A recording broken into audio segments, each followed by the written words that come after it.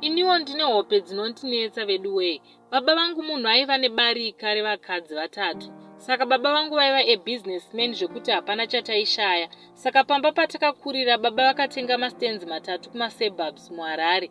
Saka mastendi aya are just next to each other. Then yamaiguru ndiyo iri opposite side. Saka pabarika rababa ini namukoma wekwamaiguru ndisu tega vakomana.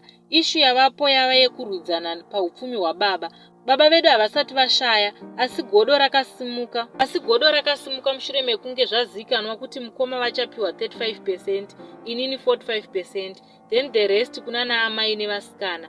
But kubva ndichikura ndaigona kuchikoro, but ndava grade 7 ndakamuka ndakagerwa vhudzi, ndikatobuda ne30 units. Ndakasvika pastage yekutadza kuspela zita rangu, ndikaramwa chikoro ndava form 2.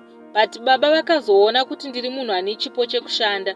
Baba vakandiisa kuprazi, nawo prazi racho rinoexporta mabanana nekuda kwangu. Kumaini ndakaupdata mishini yose ndikabvisa yekudhara, maini ikatanga kufamba. But mukoma nguva yose iyi vaiva kuEurope vachienda kuchikoro. Nawo vava kuti inini handingapiwi nhaka ndisina kana O level.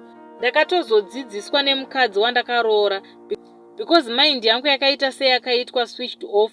Paya pandakamuka ndakagerwa musoro. Nawo hope dzangu dzandiri kutsvaga help ndedzekuti ndine hanzvadzi yangu yakashaya muna January. Ndinomurota almost daily achinditema nedemo mumusoro. After that ndobva ndatanga kupenga.